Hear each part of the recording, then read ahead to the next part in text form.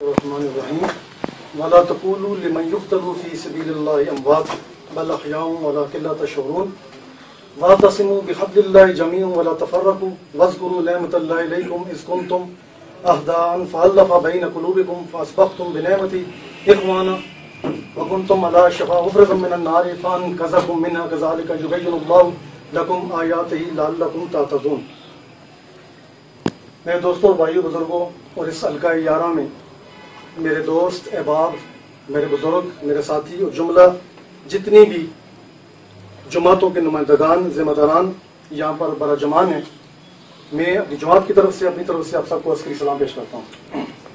आज का ये प्रोग्राम हज़रत अल्लामा हक नवाज जंगवी रहमतुल्लाह अलैह शहीद के हवाले से जो कॉन्फ्रेंस का इनेकाद हुआ है, हम उनकी जितनी भी एफर्ट्स, उनकी जितनी भी स्ट्रगल, जद्दोजहद रही है दिफाए सहाबा के हवाले से, नामूसे रिसालत के हवाले से, नामूसे सहाबा के हवाले से, दिफाए सहाबा के हवाले से, हम उनकी जितनी भी उनकी ज़िंदगी के अंदर जो स्ट्रगल रही है, हम उनको तहे दिल के साथ उनको खिराज तहसीन पेश करते हैं।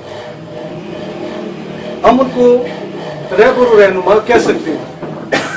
एक शख्स, एक शख्सियत अगर एक अजीम मकसद के लिए, अजीम गोल के लिए अगर वो अपनी जिंदगी की तमाम तर कमाई, अपना हत्ता के फरमान, अपना माल मता, अपना सियासी कैरियर, अपनी जितनी भी उसकी जो माल मता है, अगर वो सर्फ करता है एक काज के लिए, एक नजरिए के लिए, तो हम फिर उसे रहबर रहनुमा कह सकते हैं कि अल्लामा हक नवाज जंगवी एक रहबर और रहनुमा थे। हमें उनकी तकलीद करनी चाहिए। उनकी जितनी भी उन्होंने इस मामले में जितनी भी स्ट्रगल की है, सिर्फ अपने नाम के साथ रहनुमा और रहबर लिखवाने से इंसान रहबर और रहनुमा नहीं हो जाता। उसके लिए अपनी जो है वो तमाम तर्ज कोशिशें हैं, अपनी कुर्बानी माल के हवाले से सब कुछ एक शख्स अगर दाव पर लगाता है तो वो यकीनन और डेफिनेटली वो रहबर और रहनुमा कहला सकता है।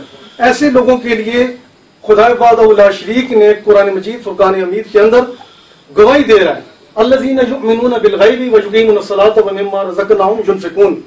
मुत्तकी वो लोग हैं जो मुस्तकबिल यानी आने वाले वाक़ियात के दरख्शां होने पर और उसके हुज़ूर में 5 वक्ता खड़े होकर उसके अहकामात का दायमी करार करते हैं और जमात को गालिब करने की खातर, अपने नजरिए को गालिब करने की खातर, अपनी उस मकसद, उस काज को गालिब करने की खातर अपना सब कुछ, अपनी सबसे कीमती चीज, अपनी जान, अपना वक्त, अपनी औलाद, अपना सब कुछ अगर शख्स कुर्बान करता है तो डेफिनेटली वो रहबर रहनुमा कहला सकता है। हम उसे रहबर रहनुमा कह सकते हैं। मेरे दोस्तों और भाई बुजुर्गों, जितने भी अंबिया अलैहिस्सलातु वस्सलाम इस रूए जमीन के तख्ते पर मबूस हुए, वो एक खुदा की तरफ से सिर्फ एक पैगाम लाए थे, एक एजेंडे पर काम कर रहे थे, एक प्रोग्राम पर काम कर रहे थे। तमाम अंबिया अलैहिस्सलातु वस्सलाम वो किसी को यहूदी या ईसाई या नसरानी बनाने के लिए नहीं आए थे। अब उनके उस प्रोग्राम पर हमें उस प्रोग्राम में फर्क करना दीन के अंदर बहुत बड़ा गुनाह है। जब आप किसी मकसद के रसूल के लिए अगर उसमें फर्क करेंगे तो डेफिनेटली एक चीज उभर कर सामने आएगी।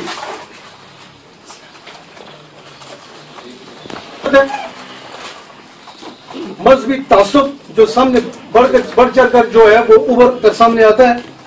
तो इस हवाले से जब ये चीज क्रिएट होगी तो एक फितना और एक फिरका सामने आएगा जिसको आप लाख कोशिश करने के बावजूद भी आप उसको खत्म नहीं कर सकते।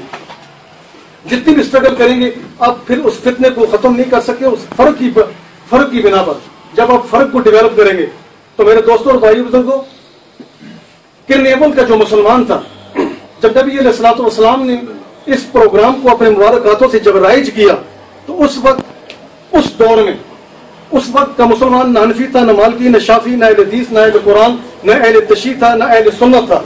वो सिर्फ और सिर्फ मुसलमान था, मुस्लिम और मुती था, खाकसारी के रंग में रंगा होता था। और जितने भी पैगामात अल्लाह की तरफ से नबी अलैहिस्सलातु वस्सलाम पर उतरते थे उनको मिन्नो अन अपनी जात पर इम्प्लीमेंट करता था और अपनी जात से उसको प्रूव करता था उन अहकामात को।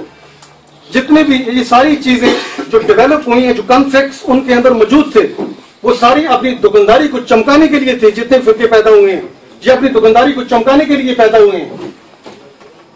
जितने भी जो 4 इमाम आए, किसी ने भी ये नहीं कहा कि मेरे फिरके पीछे लाकर तुम फिरका बांध हो जाओ। न कुरान ने इफ्तराक का सबक दिया है, न नबी अलैहिस्सलाम ने फिरका परस्ती की तबलीग की है। न कुरान ने इफ्तरा का सबक दिया और ना ही हज़रत अली रजी अल्लाह ताला ने यह कहा कि तमाम सहाबा को छोड़कर तुम मेरे पीछे लग जाओ। ये सारी चीजें इंसान की जिद और हठधर्मी की वजह से डेवलप हुई हैं। और मेरे भाइयों, इस इस्लाम को सीधा सीधा इस्लाम है, सहाबा की तरह सीधे सीधे मुसलमान बन जाओ। इस इस्लाम के अंदर इंतहाई तौर पर पेचीदगी नहीं है, बिल्कुल सिंपल इस्लाम है। और किसी की जरूरत नहीं है कि इस इस्लाम को गलत कह सके, और न किसी में इतनी जरूरत है कि कुरान मजीद फुरकान हमीद के अंदर से किसी एक फिरके की हमायत में कोई आयत पेश कर सके। जब फिरके का वजूद ही नहीं है तो फिर मेरे भाइयों, दोस्तों, बुजुर्गों, नबी अलैहिस्सलाम का वो प्रोग्राम, वो एजेंडा जिसने चलो अपने मुबारक हाथों से उस प्रोग्राम को उन्होंने लॉन्च किया, हमें उस प्रोग्राम को फॉलो करना चाहिए। वो तीन सहाबा किराम रिज़वानुल्लाह तआला अजमईन तीन चीजों को लेकर इस रूए जमीन पर उन्होंने 64 लाख मुरब्बा मील पर हुकूमत की है।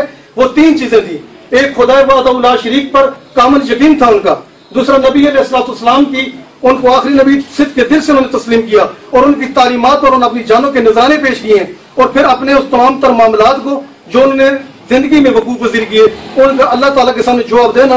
ये तीन चीजें थी जिनको लेकर वो आगे बढ़े और सरूए जमीन के तख्ते पर उन्होंने हुकूमत की। और मेरे भाई दोस्तों बुजुर्ग, आपसे भी यही आपसे मेरी दरख्वास्त है कि इस प्रोग्राम की तरफ आए जो नबी अलैहिस्सलाम ने सादा तौर पर जो इस्लाम को उन्होंने डेवलप किया, अपने मुबारक हाथों से राइज किया, हमें उसको फॉलो करना चाहिए। वो